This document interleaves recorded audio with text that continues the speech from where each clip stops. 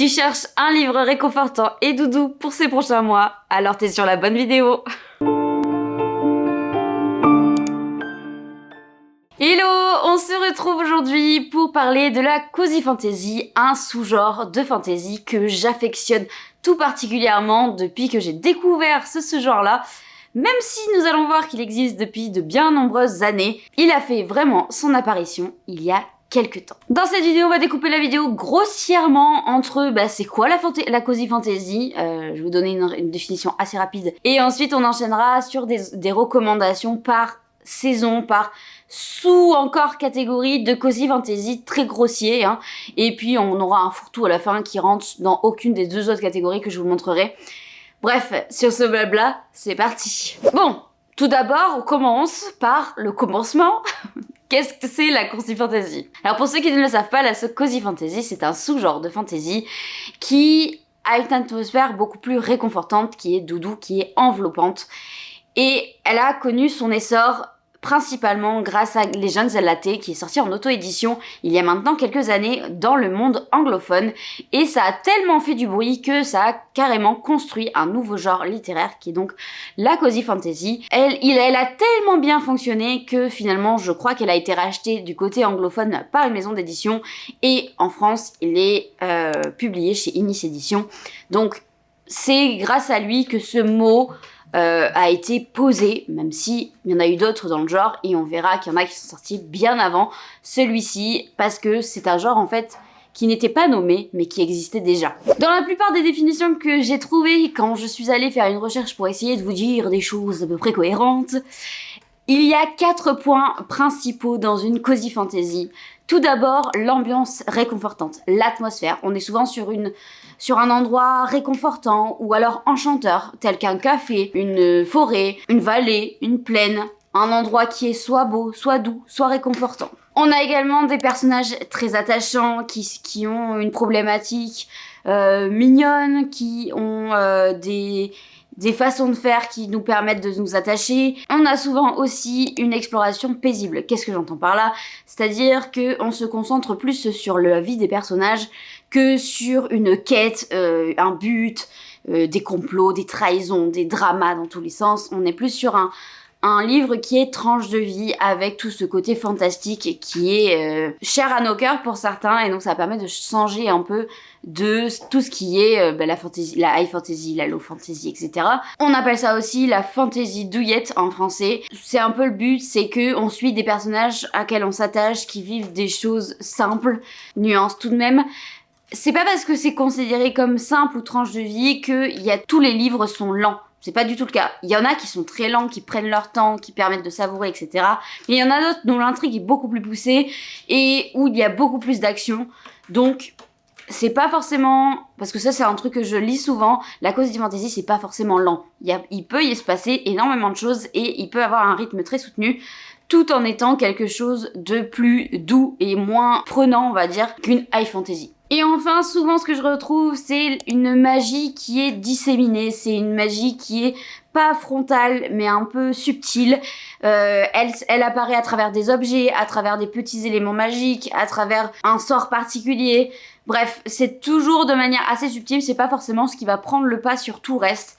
Et parfois, c'est seulement parce que ce sont des créatures. Alors si vous voulez ralentir un peu le rythme, ou alors vous attacher à des personnages, ou alors avoir des moments extrêmement mignons, la cozy fantasy est clairement faite pour vous.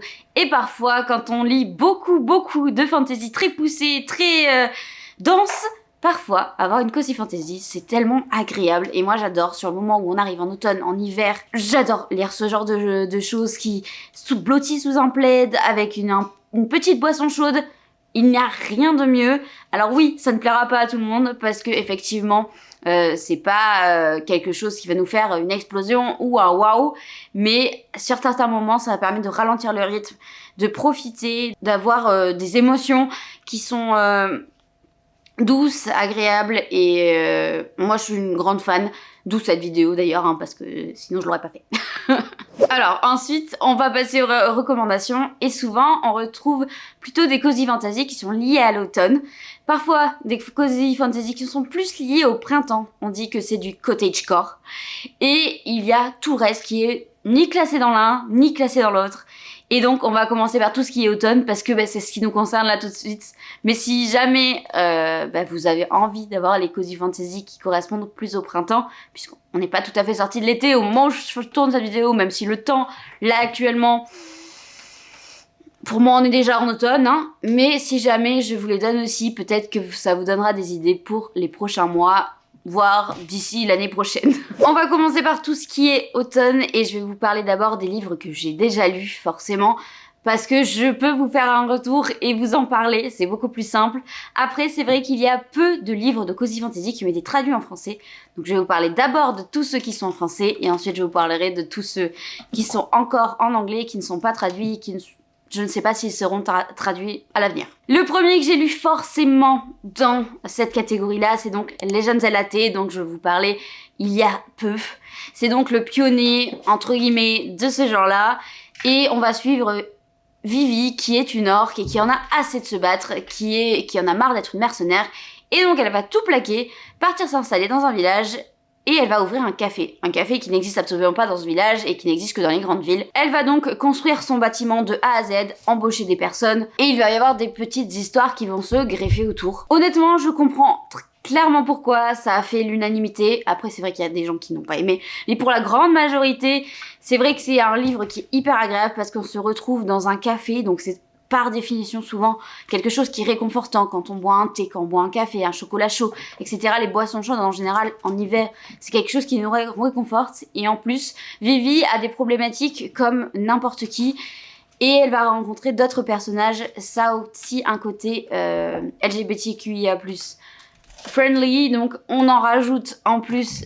Pour cet automne, ce livre-là, il est clairement parfait. C'est un petit bijou, un petit doudou. Et il y a également un préquel qui est sorti je crois au courant de l'année, là en avril ou en mai je pense, qui s'appelle Saga et Sable d'Os, et c'est un préquel qui se passe avant le Legends LAT, dans lequel on va suivre toujours Vivi, mais comme je ne l'ai pas lu et que je l'ai gardé pour cet automne, je ne sais pas exactement de quoi il en retourne, mais sachez qu'il y a donc 2 tomes dans cette saga.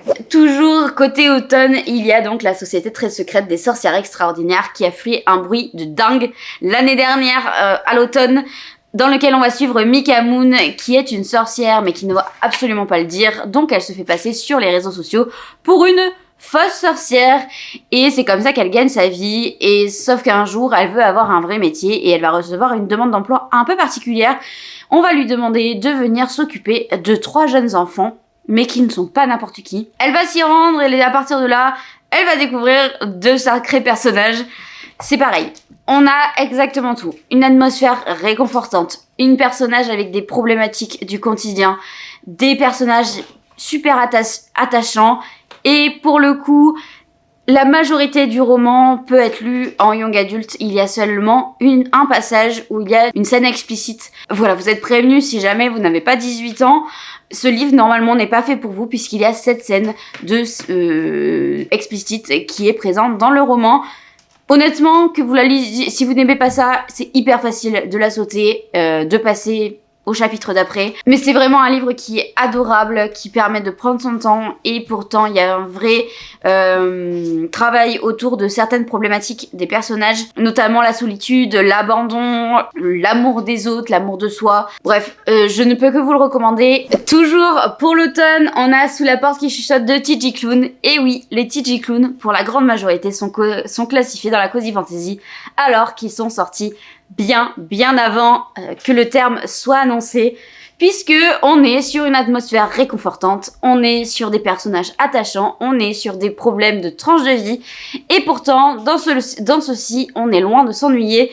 Dans celui-ci, on va suivre un homme qui va mourir brutalement, et c'était quelqu'un que tout le monde détestait, et je vous avoue qu'au début, vous allez le détester aussi. Il est effroyable ce type.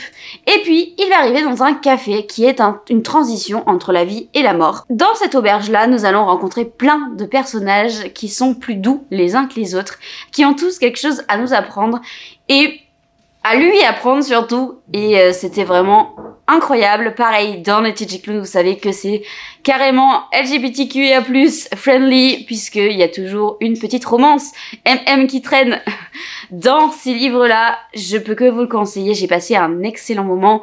Et puisque nous parlons de fantômes, etc. C'est parfait pour cet automne. Et c'est tout pour ceux que j'ai lus. Après, dans ma wishlist, il y en a quand même quelques-uns. Dans ceux qui sont déjà publiés en français, il y a Mon ex et autres malédictions de Erin Sterling, et je crois que c'est une série qui est en plusieurs tomes. C'est donc un livre dans lequel il y a de la magie, de la romance. Dans cette histoire, on va suivre Vivienne qui, il y a 9 ans, a soigné sa rupture un peu comme tout le monde, à coups de chocolat. Sauf qu'elle a ajouté un petit truc en plus, c'est qu'elle a jeté une malédiction sur son ex jusqu'au jour où Rhys, son ex, va revenir dans le petit village et elle va se rendre compte que sa malédiction fait beaucoup plus de dégâts que prévu et il est attaqué par un chat parlant, par des jouets mécaniques. Ouf, elle se dit, ouh là là là là là, c'est pire que ce que je pensais parce que pour elle, ça allait durer un jour ou deux et c'était terminé. Mais là, c'est 9 ans plus tard. Et donc, ces deux-là vont devoir s'allier pour éviter à Grave Lake Glens, le village, d'exploser à cause des chats, à cause des jouets, et ils vont devoir ignorer la chimie explosive qui vient entre eux. Voilà. Ça a l'air plutôt mignon, je pense que pour passer un agréable moment, c'est toujours bien, sachant que ça se passe pendant le festival de l'automne, donc ça aide grandement à se mettre dans l'ambiance. Dans les sorties en français aussi, le 18 septembre, on va sortir Assistant to the Villain de Anna Nicole Meirer, qui est donc considérée comme toujours comme de la cozy fantasy. Et donc là, on va suivre une femme qui a 2 enfants et qui n'arrive plus à pouvoir subvenir aux besoins de sa famille. Elle a absolument besoin d'un boulot et elle va recevoir une demande d'emploi un peu particulière, celle de devenir l'assistante du vilain. Elle va accepter, va s'y rendre et petit à petit va s'habituer au sang, aux têtes tranchées, etc. Tout ce qui est lié au vilain. Sauf qu'un jour, elle va se rendre compte que quelqu'un essaye de boycotter son vilain et ça, il en est hors de question. Elle va mener son enquête et faire en sorte que la personne qui nuit à son vilain ne soit plus d'actualité. Alors là, sur l'ambiance réconfortante, je suis pas certaine. Mais on est sur une tranche de vie, on suit une jeune femme normale avec les problèmes d'une jeune femme normale, avec une touche de magie. Bref, je suis là, j'ai vraiment envie de le lire, ça fait partie de mes priorités pour cet automne. J'espère que ça sera le cas pour vous aussi.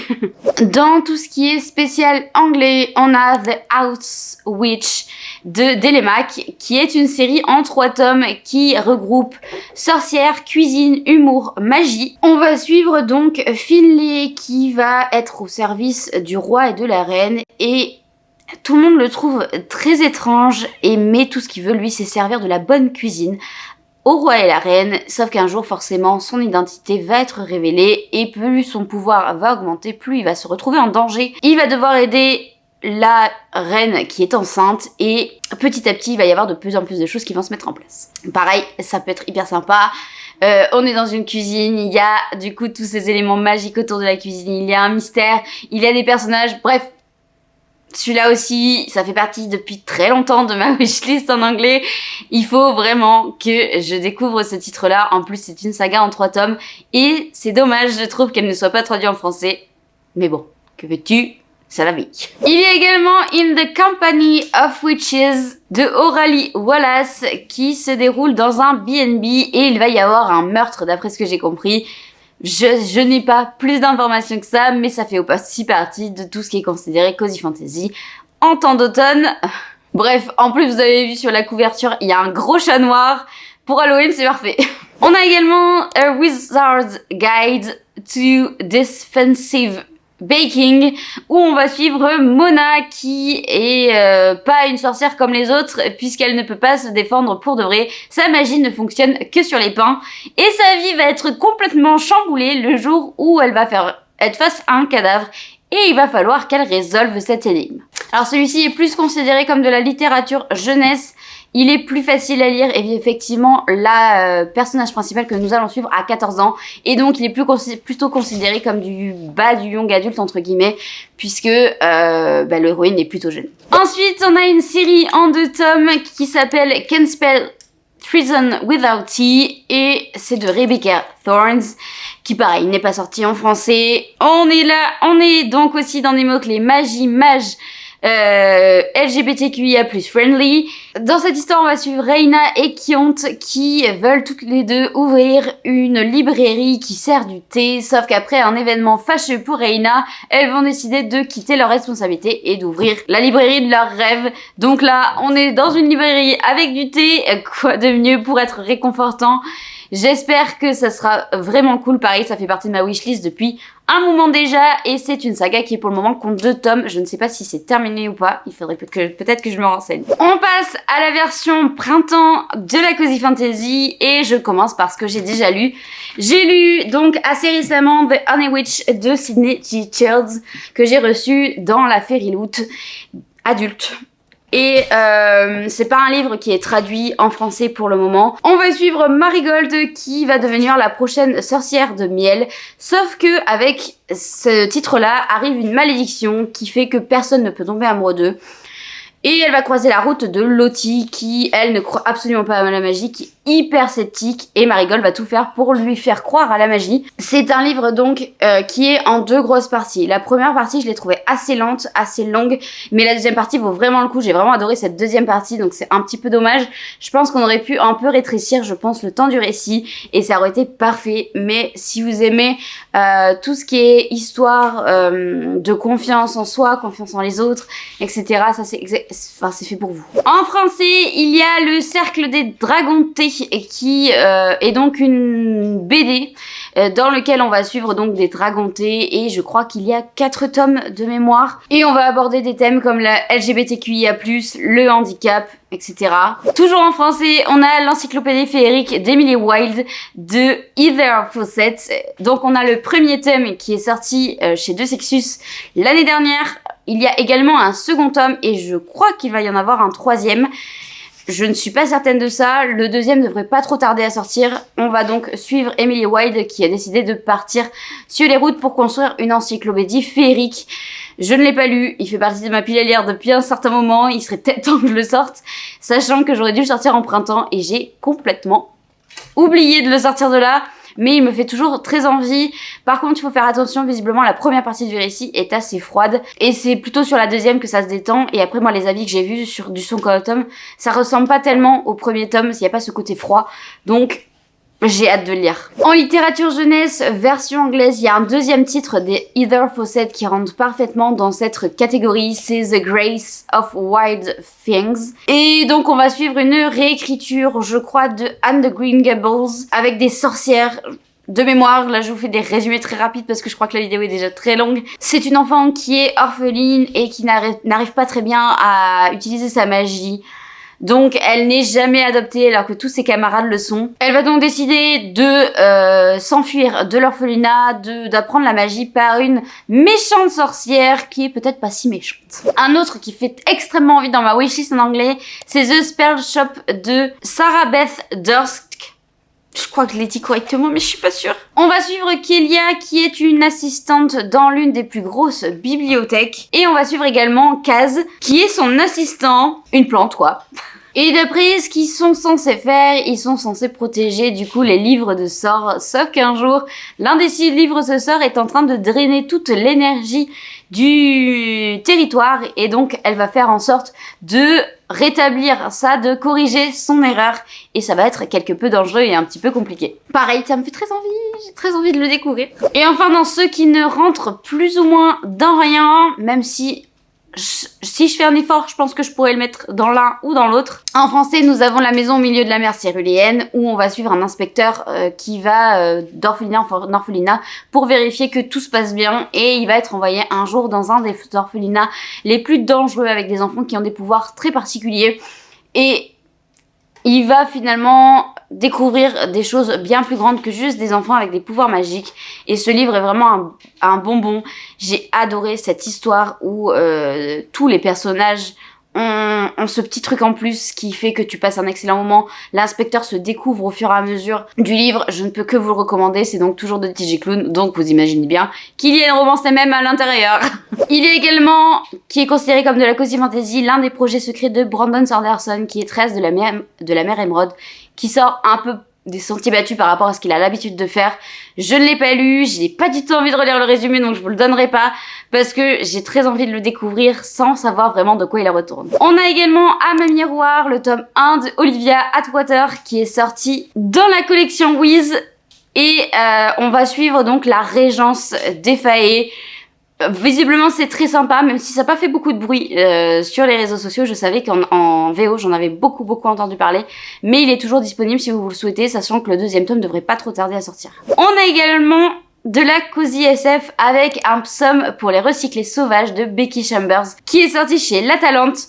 Pareil, c'est un titre où je ne veux pas avoir d'informations, donc je n'ai pas relu le résumé, mais tous ceux qui en parlent disent que c'est vraiment l'ASF comme on les aime, où justement on parle de différence, on parle d'acceptation des autres, et vraiment il me fait très envie. Donc surtout qu'apparemment c'est vraiment des petits livres, donc celui-là je me le garde que dans un coin, j'ai vraiment très envie de le lire. On a également La balade funèbre de Art et Mercy que j'ai dans ma palle numérique, que j'ai vraiment très hâte de suivre. C'est donc une romance entre quelqu'un qui enterre les morts et je ne sais plus l'autre. C'est un peu macabre, complètement décalé, très loufoque, il me fait très envie aussi. Et en anglais, pour finir, j'en ai deux autres à vous présenter. J'ai That Time I Got Drunk and Saved a Dragon de Kimberly Lemming, où là, je crois que c'est une romance avec des dragons, je crois, mais je suis pas certaine de ce que je dis. Pareil, quand j'avais lu le résumé, ça m'avait beaucoup plu, donc je sais que ça en fait partie et il paraît que c'est vraiment très chouette. Et enfin le dernier, c'est Keeper of Enchanted Rooms, qui est une saga qui comporte pour l'instant 2 tomes, je ne sais pas si c'est terminé ou pas, de Charlie N. Holmberg. Et là on est plutôt sur le côté historique de la chose, on est en 1846. On va suivre Merit qui va hériter d'une maison et elle pensait ne pas l'appeler maison, et finalement quand elle va y aller, elle va découvrir que la maison ne la laissera jamais partir. Elle va donc être rejointe d'une deuxième femme avec laquelle elle va mener son enquête auprès de justement tout ce qui est porte magique, pourquoi ça s'ouvre pas, pourquoi ça ne laissera pas partir, etc. Et plus l'enquête va avancer, plus elles vont tomber sur des mystères, et peut-être qu'il va se passer quelque chose entre elles. Et voilà, on a fait le tour de tous les livres de Cozy Fantasy que j'ai lus, que j'ai envie de lire, que je souhaite acheter. Il y en a encore plein, en vrai, il y en a beaucoup en anglais. Si jamais vous avez d'autres titres qui vous tentent vraiment de Cozy Fantasy, que je n'ai pas cité ici, n'hésitez pas à le mettre dans la barre d'infos pour tous ceux et tous les amoureux de la Cozy Fantasy qui ont envie de découvrir d'autres titres. Merci par avance, n'oubliez pas de liker, de commenter et de vous abonner. Je vous souhaite une excellente semaine et surtout, prenez soin de vous.